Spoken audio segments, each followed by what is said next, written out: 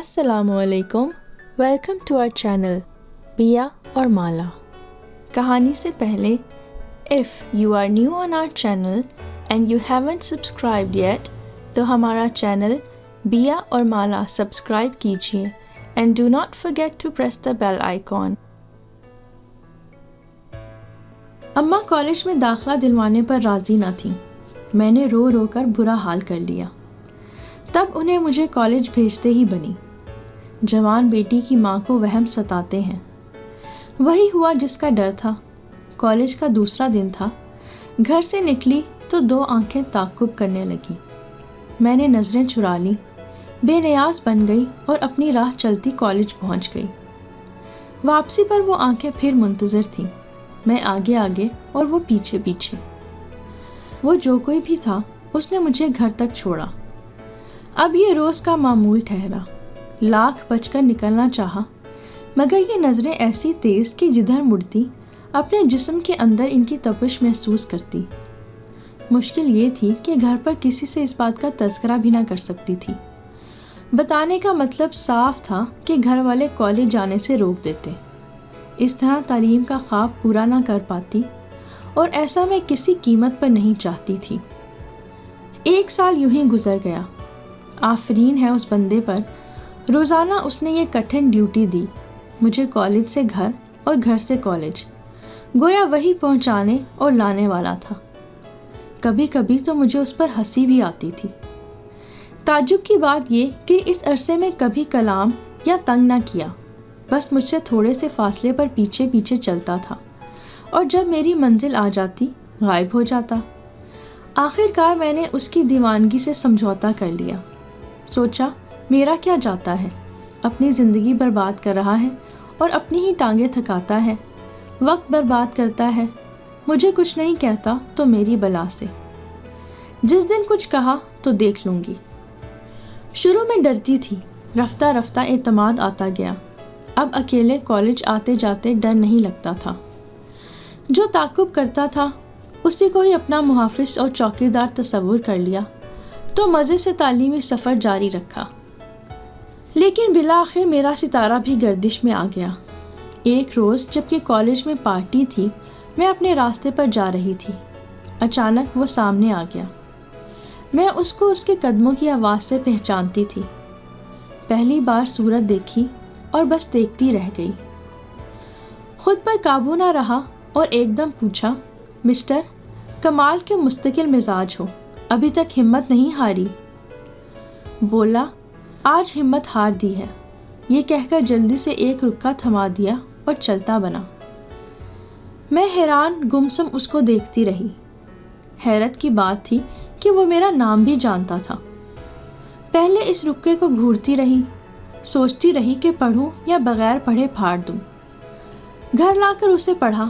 لکھا تھا، میں کوئی لوفر یا آوارہ شخص نہیں ہوں، تم کو دیکھا تو بس پھر بھلا نہ سکا، تمہارے گھر شادی کا پیغام بھجوانا چاہتا ہوں، اجازت دو۔ صرف یہی لکھا تھا۔ میں نے سوچا، عجب پاگل جنونی آدمی ہے، جان نہ پہچان چلا ہے عمر بھر کا ساتھی بننے۔ مجھے کیا پتا کہ لوفر ہے یا شریف خاندان کا ہے، نکما ہے کہ کھاتا پیتا ہے۔ صورت لاکھوں میں ایک تھی، مگر اجنبی انجان تھا، بھلا کوئی کیسے راہ چلتوں پر اعتبار کرے۔ اس نے اپنا نام سعود لکھا تھا اور گھر کا پتہ بھی درج تھا۔ میں نے اپنی سہیلی کو رکا دکھایا کہ معلوم نہیں کون ہے، کالج کے پہلے دن سے ہی پیچھا کر رہا ہے۔ اس نے نام پتہ پڑھا اور ایک دم حیرانگی سے بولی، ارے یہ تو میرے چچا کا بیٹا ہے، اور یہ انہی کے گھر کا پتہ ہے جو تمہارے محلے میں ہی رہتے ہیں۔ اکلوتا لاڈلا بیٹا ہے اور پڑھا لکھا بھی ہے۔ ان لوگوں کا اپنا بزنس ہے، اور سعود کوئی برا لڑکا نہیں ہے، بہت اچھا لڑکا ہے۔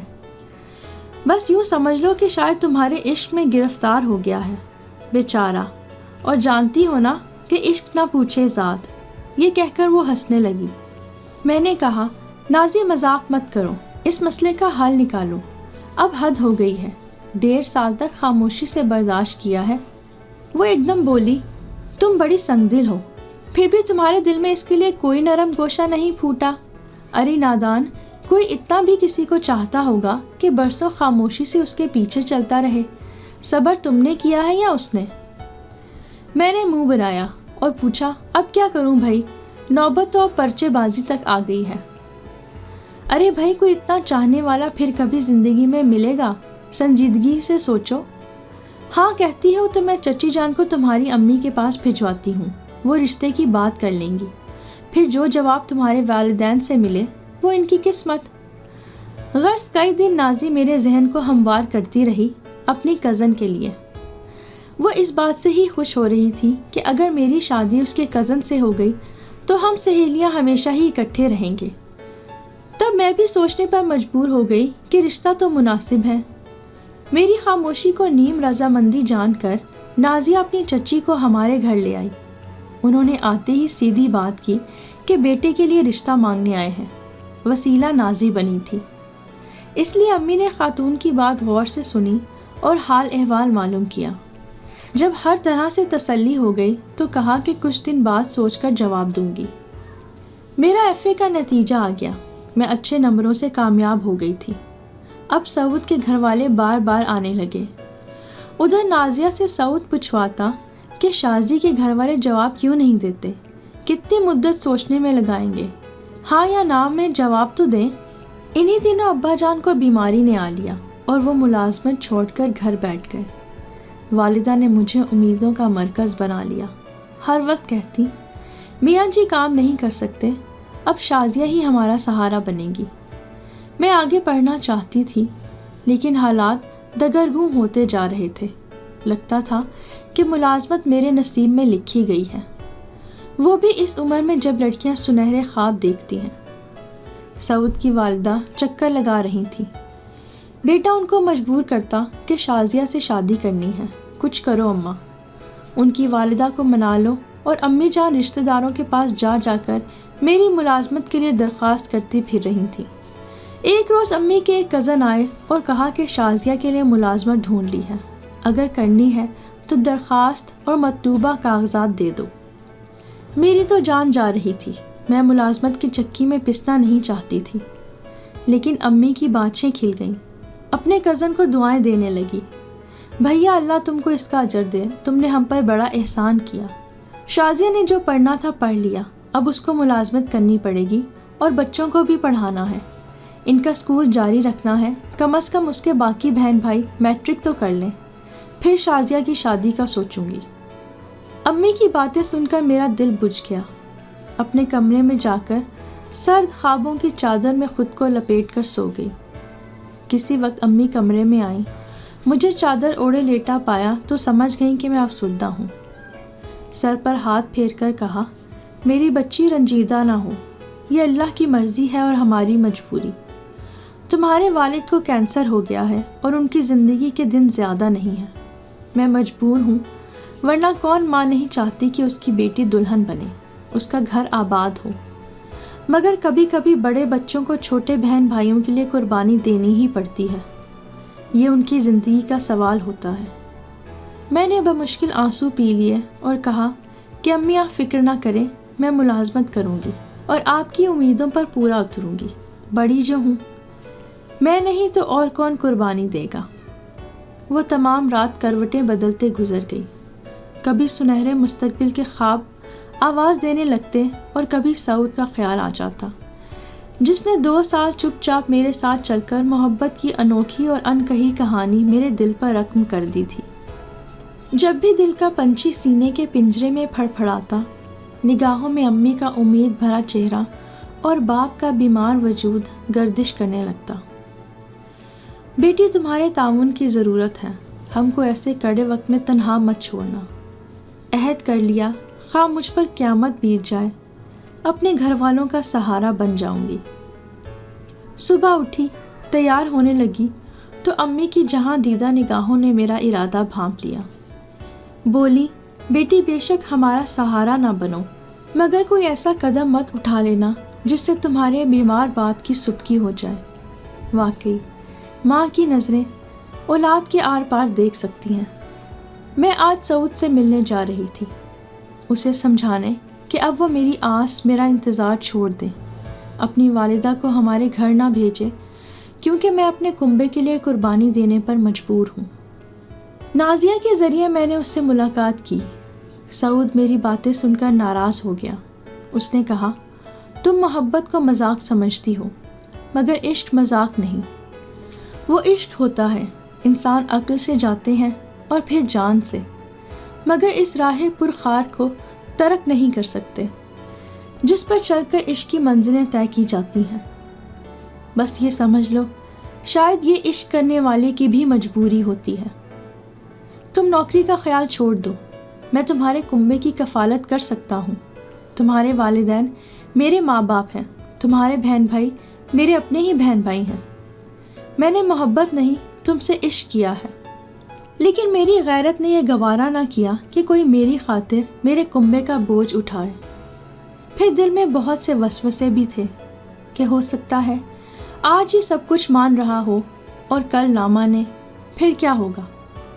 اس نے منت سماجت کی، مگر میں نے کوئی امید افزا جواب نہ دیا، یہ سوچ کر کہ اپنوں کو دکھوں سے بچانے کے لیے اگر کوئی ایک دل ٹوٹ بھی جائے تو اس میں حرج ہی کیا ہے۔ جاتے ہوئے اس نے کہا تھا، شازی تم بڑا غلط فیصلہ کر رہی ہو، یاد رکھنا وقت بے رحم ہے، یہ کسی کا انتظار نہیں کرتا۔ تم اصل میں مجھ سے جان چھڑانا چاہتی ہو، کنبے کی مجبوری تو محض ایک بہانہ ہے، ورنہ دنیا میں ہر مسئلے کا حل موجود ہوتا ہے۔ یہ کہہ کر وہ چلا گیا۔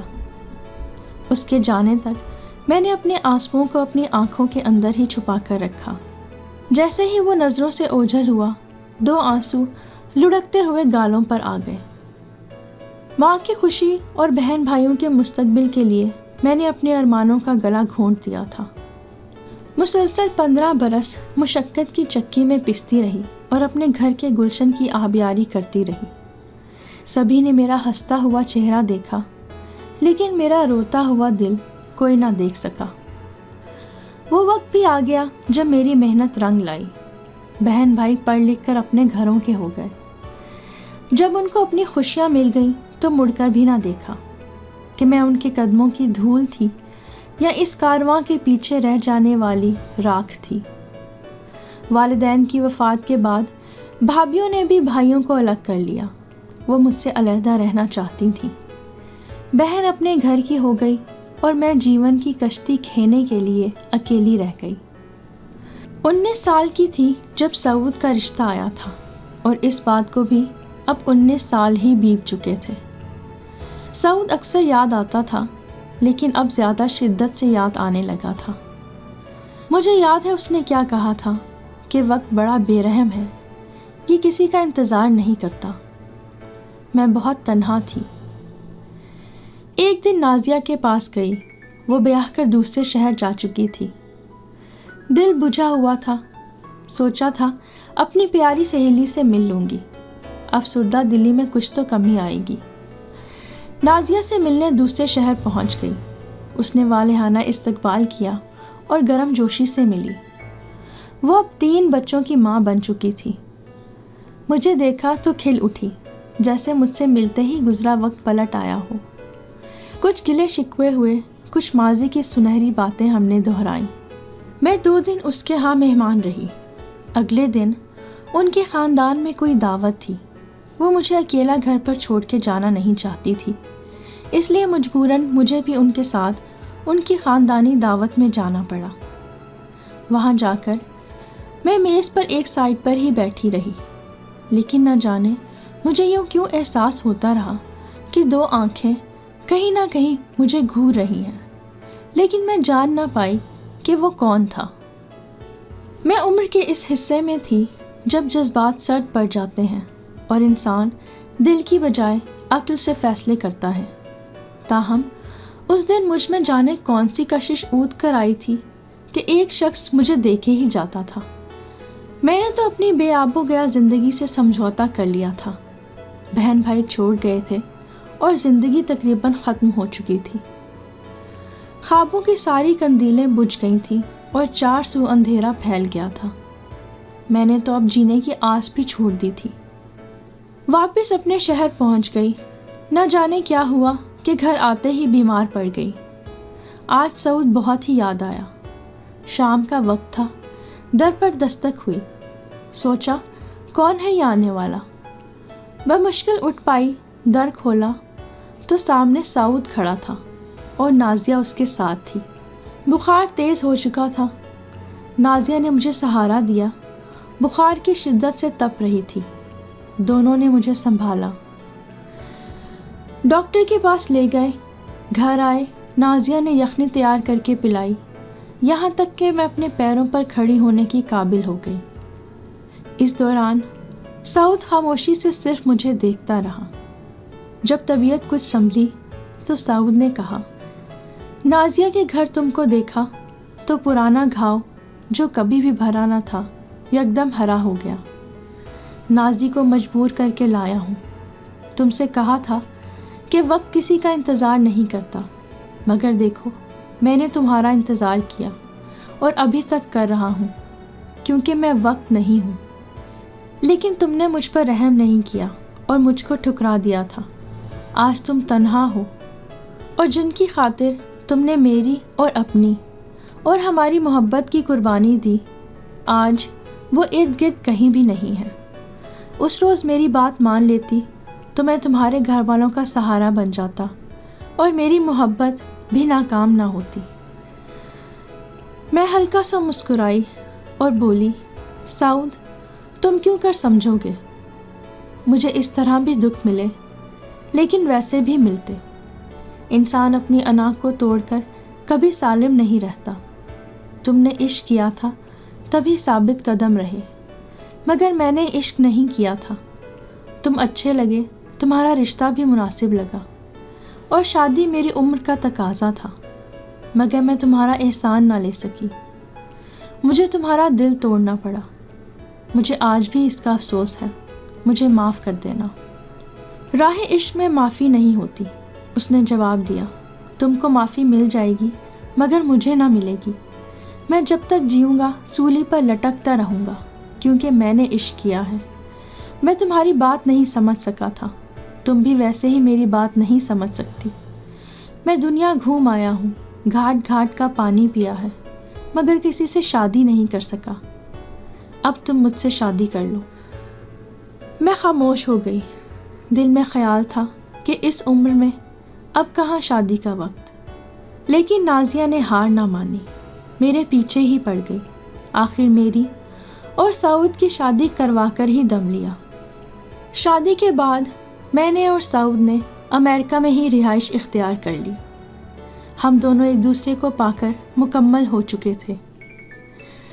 آج بھی جب دو آنکھیں میرا تعاقب کرتی محسوس ہوتی ہیں تو میں کہتی ہوں، سعود تم بڑے مستقل مزاج نکلے۔ تمہاری محبت کے استقلال کی مثال ملنی مشکل ہے۔ اور سعود میری بات سن کر پورے دل سے مسکرا دیتے ہیں۔